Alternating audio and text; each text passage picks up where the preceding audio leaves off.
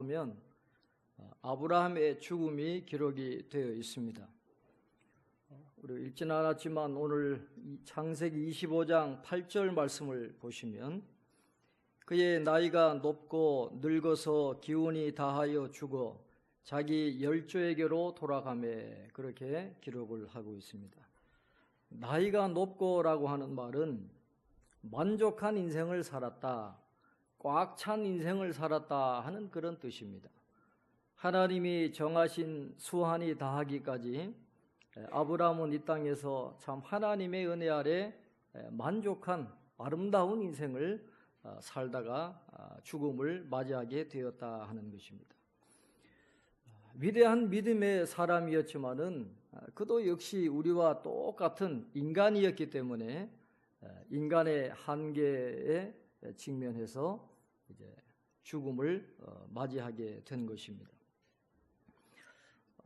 창세기 25장에서 우리가 주목해 볼 것은 사라가 죽을 때 나이가 127세였거든요. 그 사라가 127세에 죽었으니까 부인 사라가 죽었을 때 아브라함의 나이가 137세였습니다. 그런데 그 후에 이 후처를 맞이하죠. 그두라라고 하는 후처를 맞이해가지고 사라가 죽은 다음에 또 6명의 아들을 놓는 거죠.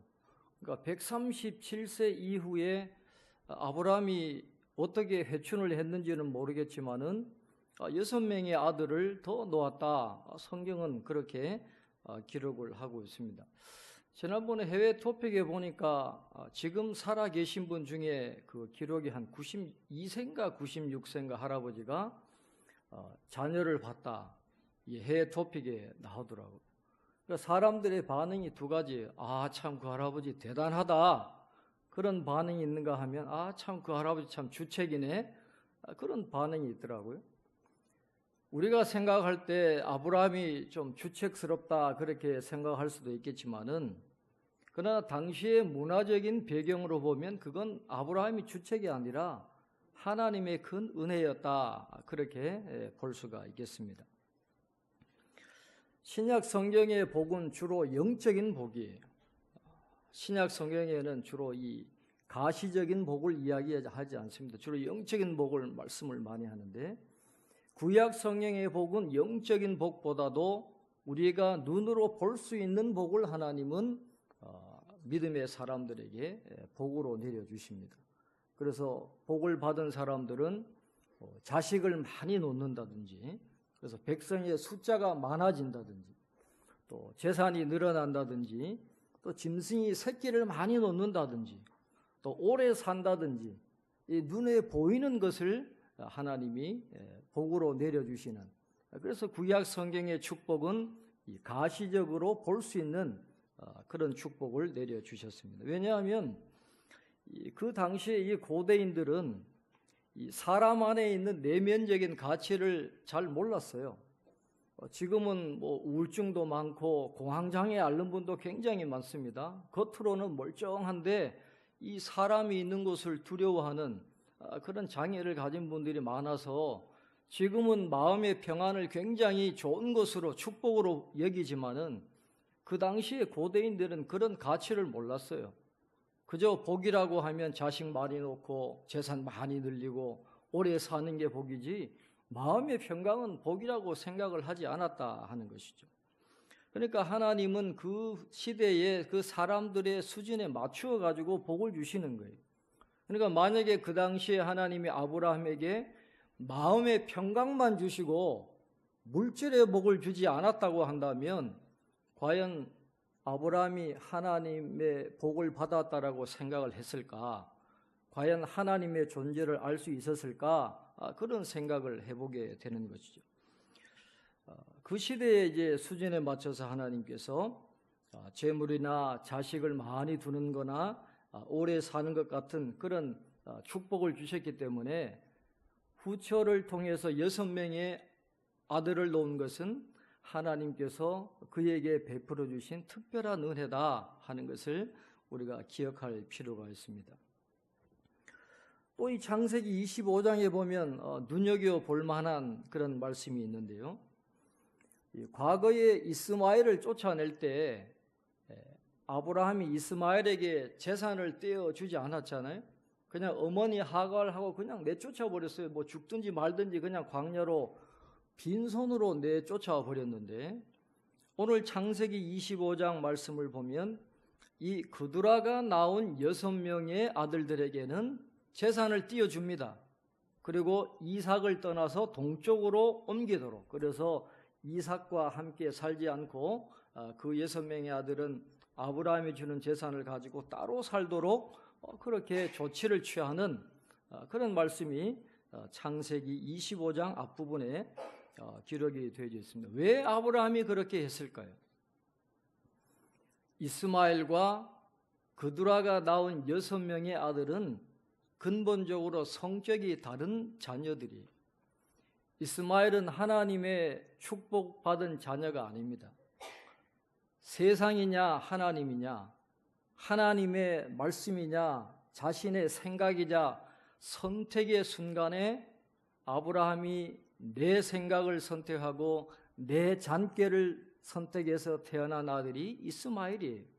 그러니까 이스마엘은 복을 받은 그런 언약 안에 있는 그런 아들이 아니다라고 하는 것을 이야기합니다. 그래서 이스마엘은 아브라함에게 우상이었습니다. 우상. 하나님보다 더 귀하게 생각하는 그 존재니까 아브라함에게는 이스마엘이 우상이었어요. 그러나 그두라가 낳은 6명의 아들은 이삭 외에 더해 주신 하나님의 선물이고 하나님의 축복입니다. 그러니까 하나님께서 주신 선물이니까 그들에게 재산을 주어 가지고 따로 가서 살도록 조치를 해주는 그런 장면이 오늘 본문에 나오고 있습니다. 여러분, 같은 자녀라도 우리에게 우상이 될 수도 있고 때로는 하나님의 선물이 될 수도 있어요. 하나님보다도 그 자녀가 더 우선이 되면 그 아들은 우상이 되는 겁니다. 또 결혼을 하더라도 마찬가지. 그 결혼이 우상이 될 수도 있고 하나님의 선물이 될 수도 있는데, 그 차이가 어디에 있을까요? 구원이 우선하느냐 그렇지 않느냐, 또 말씀을 대신하느냐 대신하지 않느냐, 바로 그 차이예요.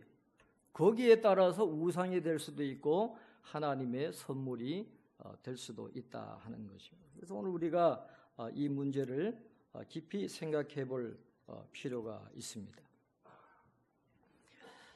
오늘 창세기 25장 19절 이하에서는 드디어 족장사의 양대 산맥이라고 할 수 있는, 이제 아브라함과 함께 이 족장사의 양대 산맥이라고 할 수 있는 야곱이라는 인물이 드디어 전면에 등장하는 그런 말씀이 나오고 있습니다.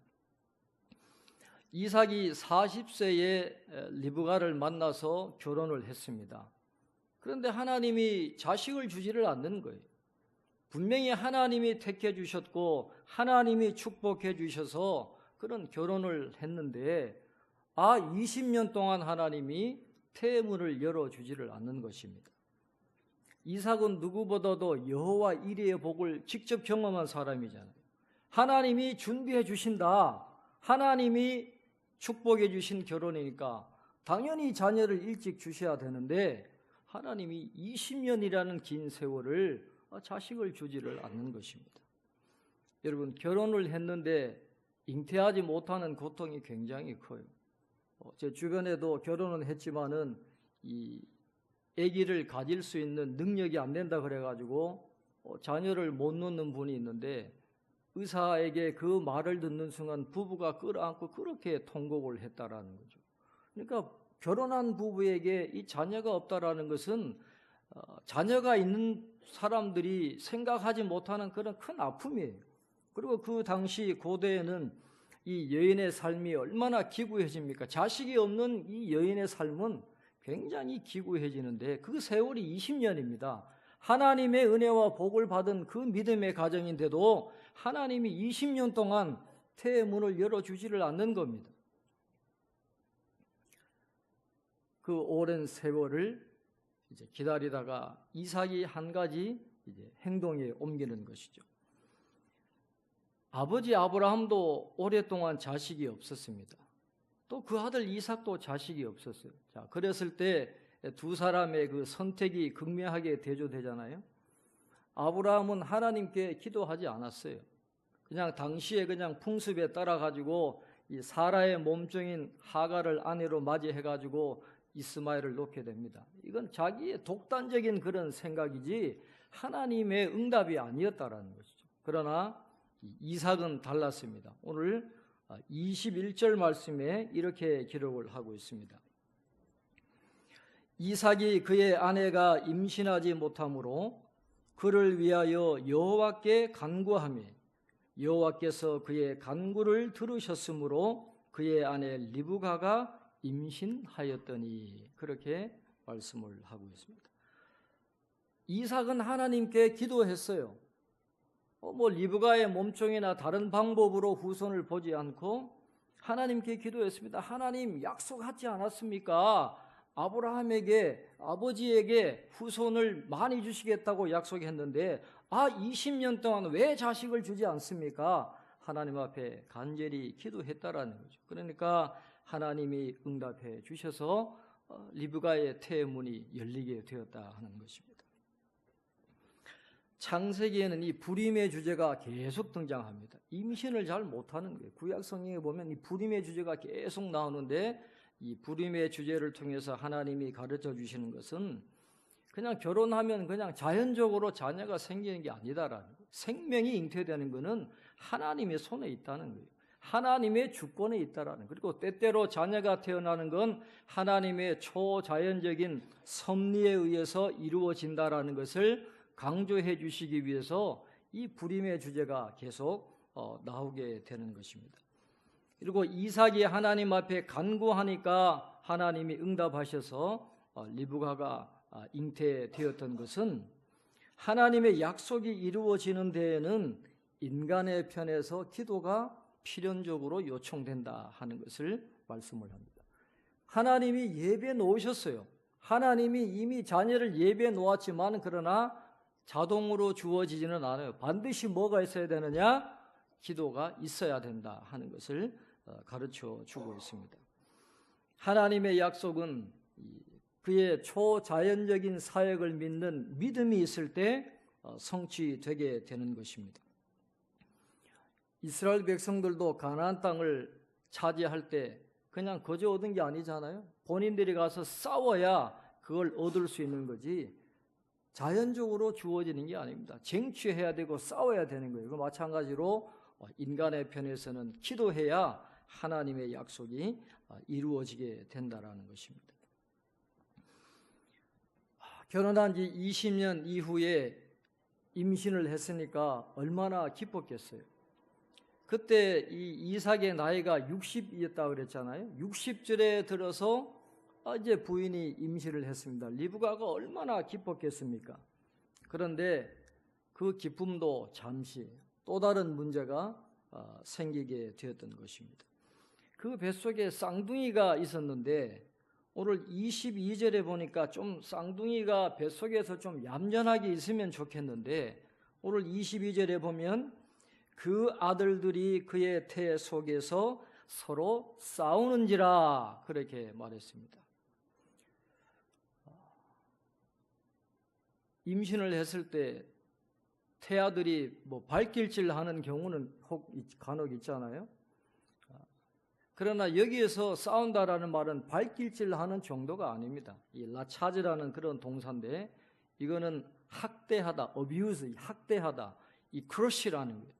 박살내다, 부서뜨리다라는 그런 뜻입니다. 그러니까 이건 그냥 둘이서 서로 발길질하는 그런 정도가 아니라 서로 죽이기 위해 가지고 지금 안에서 전쟁을 하는 그런 상황이 벌어지고 있는 거예요. 뱃속에서 아이가 계속해서 발길질하는 것도 그게 참기 어려운데 두 명이 서로 죽이려고 싸우니까 얼마나 이게 요동이 심했겠어요? 그러니까 리브가가 견딜 수가 없는 것입니다. 형 에서는 북다라는 그런 의미를 갖고 있습니다. 그의 후손인 에돔인들도 이 북다라는 그런 뜻에서 연유하고 있는데 오늘 성경에 보니까 에서가 태어날 때 몸에 털이 수북하게 태어나서 이 짐승인지 사람인지 모를 정도로 털이 굉장히 수북하게 태어났다, 그렇게 이야기합니다.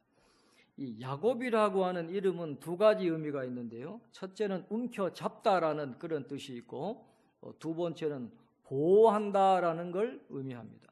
움켜잡는 건 놓치지 않는, 그러니까 굉장히 투쟁적이고 아주 야심이 있는 그런 성격의 자녀다라는 것입니다. 그러니까 이 이름만 봐도 벌써 이 두 아이가 어떤 삶을 살 것인가 벌써 보이게 되는 것이죠. 그러니까 이 두 아이가 서로 죽이려고 아주 박살내려고 몸속에서 몸부림을 치니까 너무너무 괴로워가지고 리브가가 22절에 이렇게 이야기합니다. 이럴 경우에는 내가 어찌할꼬, 그렇게 이야기해요. 이럴 경우에는 내가 어찌할꼬. 자기가 할 수 있는 게 아무것도 없는 거예요. 도대체 자기 뱃속에서 뭔 일이 일어나든지 알 수는 없는 겁니다. 그러니까 이럴 경우는 내가 어찌할꼬, 그렇게 탄식하는 거죠. 지금이야 뭐 산부인과 가가지고 사진 찍어보면 금방 그 상황을 알 수 있겠지만 그 당시에는 어떻게 알겠어요? 그러니까 어찌할꼬 하면서 그 다음에 어떻게 합니까? 믿음의 가정으로 시집을 와가지고 하나님을 믿는 그런 믿음이 있었어요. 그러니까 22절 마지막에 여호와께 묻자온대, 그렇게 말했어요. 하나님 앞에 기도했다라는 것입니다. 여기서 이 묻자온대라고 하는 말은 히브리어로 이 다라쉬라는 동사가 쓰였습니다.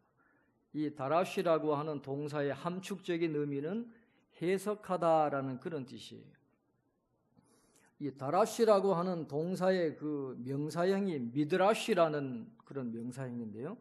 이 미드라쉬는 뭐냐 하면 그 유대교의 랍비들이 성경을 해석해서 써놓은 주석집을 미드라쉬라, 그렇게 이야기합니다. 해석이라는 뜻이에요. 그러니까 이 리브가가 하나님 앞에 다라쉬 했다라고 하는 건 이 자신에게 생긴 일을 해석해 주십시오, 하나님께 그 해석을 요청하는 기도를 드렸다 하는 것입니다. 그러니까 이 리브가가 하나님 앞에 기도한 이 기도는 뭔가 자신의 의견을 말하는 것이 아니라, 자기의 소원을 아뢰는 것이 아니라 생긴 일에 관해서 하나님의 설명을 듣기 위한 기도를 드렸다, 그렇게 말씀을 하고 있습니다. 그래서 오늘 우리는 이 리브가를 통해서 정말 기도가 무엇인가 하는 것을 우리가 배울 수 있게 되는 것이죠.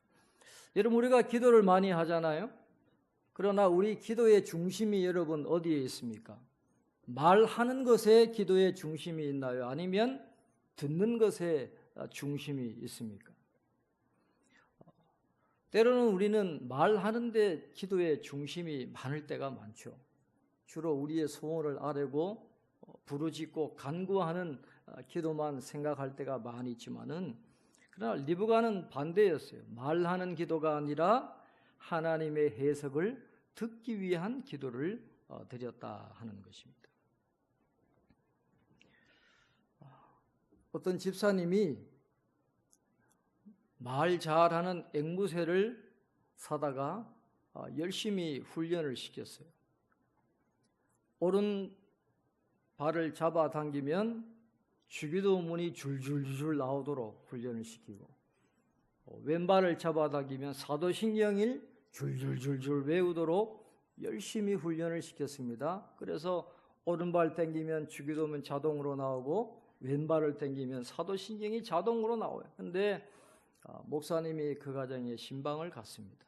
그러니까 집사님이 앵무새 자랑을 얼마나 많이 했겠어요? 우리 앵무새는 이렇게 훈련해서 이렇게 당기면 주기도문 암송하고 사도신경 암송합니다. 그랬더니 목사님이 질문을 했습니다. 그러면 두 발을 동시에 잡아당기면 어떻게 되나요? 그랬더니 앵무새가 뭐라 그랬게요? 넘어지지 이 바보야, 그렇게 이야기를 했다는 겁니다. 왜 이 말씀을 드리는가 하니, 여러분, 우리가 의미 없이 말로 하는 기도를 뭐라고 표현하느냐 하면 앵무새가 말하듯 한다, 그렇게 표현해요. 우리가 습관적으로 막 막 외치는 그런 기도가 있잖아요. 진심을 담아서 간절하게 하는 기도가 아니라 그렇게 그냥 의미 없이 내뱉는 기도는 앵무새가 말하듯 하는 기도다, 그렇게 이야기합니다. 그러나 하나님은 때로는 그런 기도보다는 이 리브가처럼 하나님의 뜻을 구하는 그런 기도를 우리에게 듣기를 원하신다라는 거죠. 루이 에볼라라고 하는 작가가 있는데 이분이 사람에게 비는 하나님이라는 책을 썼어요. 이 책에 보면 하나님의 간절한 소원이 있다는 겁니다. 여러분, 하나님의 소원이 뭐라고 생각하세요? 하나님의 소원은 제발 사람에게 하나님 자신의 말씀을 좀 하고 싶은 게 하나님의 소원이라는 거예요. 기도하러 와놓고는 그냥 지 말만 냈다 하고는 가버리니까 하나님은 뭘 말씀을 하고 싶은데 그 자리에 없는 거예요. 그러니까 좀 하나님의 말씀을 듣는 기도를 좀 해라 하는 그런 이야기를 하고 있습니다. 물론 기도가 때로는 부르짖어야 되죠. 간구해야 되죠. 하나님 앞에 탄식하면서 메어 달려야 되죠. 그러나 그런 기도도 있지만은 그러나 때로는 이 리브가와 같이 하나님의 뜻을 구하고 하나님의 해석을 들을 수 있는 듣는 기도도 우리에게 필요하다라고 하는 것입니다. 그래서 리브가는 하나님 이렇게 해주세요, 저렇게 해주세요, 뱃속의 아이들 싸우지 않게 해주세요, 그런 기도를 드리지 않았어요. 이럴 경우에는 내가 어찌하면 좋겠습니까? 하나님, 이 상황이 도대체 어떤 겁니까? 그리고 하나님께 그러면 이 상황에서 제가 앞으로 어떻게 해야 되겠습니까? 그걸 하나님 앞에 여쭈은 기도를 드렸다 하는 것입니다. 여러분, 구약의 그 사람들은 뭔가 궁금해 가지고 질문을 할 때 제사장에게 나가잖아요. 그러면 제사장이 어떻게 합니까? 우림과 둠밈을 가지고 이제 하나님의 뜻을 이제 구하게 되는 거죠. 그런데 우림과 둠밈은 여러분 간단합니다. 설명이 필요 없어요. 예스냐 노냐, 하나님은 그걸로만 답하세요. 길게 설명하지 않아요. O냐 X냐, 하나님 그것만 딱 대답하십니다. 그러면 문제는 뭐냐 하면 하나님의 뜻이 드러난 다음에 반응이 중요하다라는 거예요. 나는 아니다라고 생각했는데 하나님이 맞다라고 생각하면 그 다음에 어떻게 할 거냐 하는 것입니다. 우리가 그것을 깊이 생각을 해야 됩니다. 그래서 기도할 때에는 이 리브가와 같은 자세를 가지고 기도하는 것도 굉장히 필요하다라는 거죠. 기도는 내가 원하는 대답을 듣는 것이 아니라 하나님의 생각을 듣는 것이다라는 것을 오늘 리브가는 우리에게 가르쳐 주고 있습니다. 그러니까 이 나중에 이 편애일 수도 있지만은 리브가가 야곱을 챙긴 이유가 있는 거예요. 하나님이 응답을 주셨잖아요. 그래서 나중에 그 리브가가 야곱을 도와주는 이유가 바로 거기에 있는 것입니다. 하나님께서 리브가에게 응답하십니다. 우리 23절 우리 한번 같이 읽겠습니다. 23절 말씀 우리 같이 읽겠습니다. 여호와께서 그에게 이르시되 두 국민이 내 태중에 있구나. 두 민족이 내 복중에서부터 나누이리라.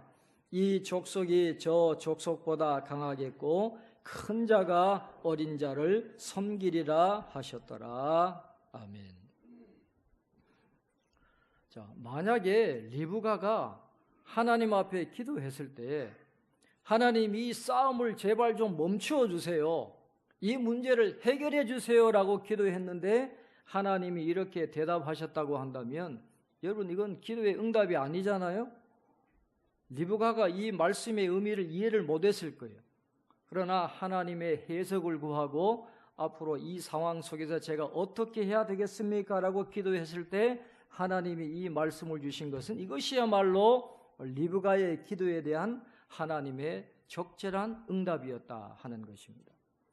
그래서 이 리브가는 하나님의 그 응답을 통해서 깨닫게 된 것이 자기의 뱃속의 이 아이들을 통해서 하나님의 구원의 역사가 이루어지는구나. 그러나 그것도 형이 아닌 이 아우를 통해서 하나님의 구원의 역사가 이루어지게 되는구나 하면서 이 하나님의 역사에 대한 이해를 새롭게 하게 되는 그런 계기가 되게 되었다라고 하는 것입니다.